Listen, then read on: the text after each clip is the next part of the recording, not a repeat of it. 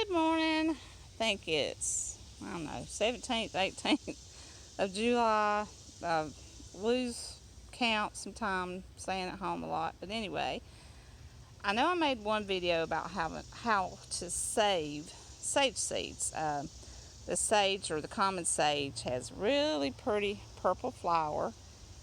And sage is great for colds. You use it, of course, for your dressings, for good on your meats.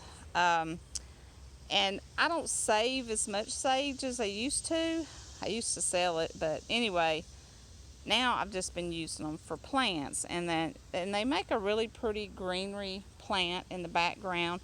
Now some of this, my sage has got kind of long, and when I say harvest it, I pop off the top, and then it keeps bushing out.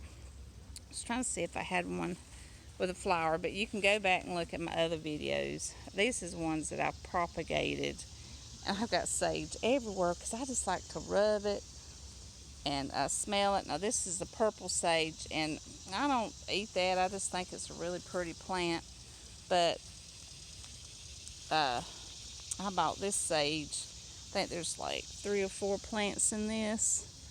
I bought this several years ago and left it in a pot, and I think it's just really pretty. And it's starting to hang over. I have not harvested it in a while. So you're supposed to let sage kind of grow for a while before you really harvest it heavily. But this one, it's getting pretty big, so I'm probably going to have to change the pot out and give it some room. It's been in there 2 or 3 years. And then I have, this is some pineapple sage. I've never used that in cooking, but it has a real pretty purple flower, a red flower that the hummingbirds like. And so I was lucky. Let's see, I did, the pineapple sage is easy to propagate. I propagated some of that. So I'll come back over here, hold on.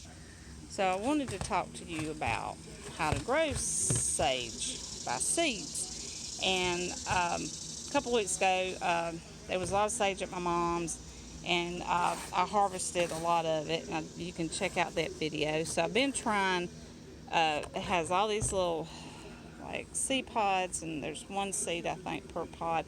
So I've been working on this for a couple of days, and I know people might think it's a lot of work, but it's just something I love, just being outside, listening to the birds, playing with my seeds or dirt or whatever. That just makes me happy. So anyway, I thought this is sage that survived at my mom's, so I'll see if it's going to survive here. So it's lasted, a couple of years there. So,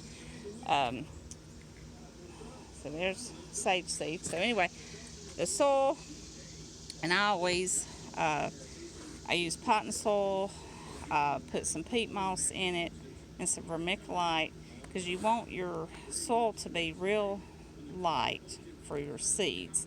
And you moisten it well, mix all that up, and you can use smaller seed packs if you like, but I prefer these larger ones. They just seem to do better for me. The little ones, the seedlings, don't seem to do well. So, but anyway, you put it in there.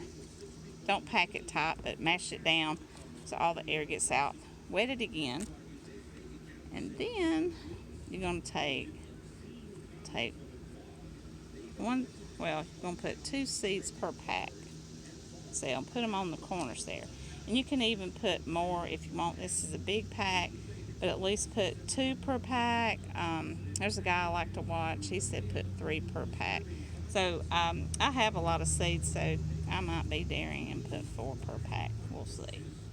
I'll try that in a couple. So we do 4 per pack. And then you do that, put them in the corners, because you're putting several seeds in here.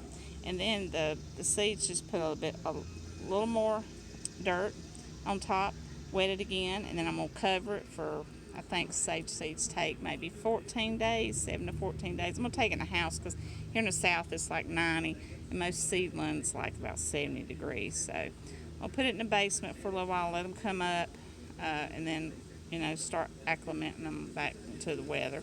And hopefully I'm going to try to give some seedling plants to my herb ladies or anyone that wants to come by and get some, when I have some, if I make it. So hope you find this informative, and don't forget to like, share, and subscribe.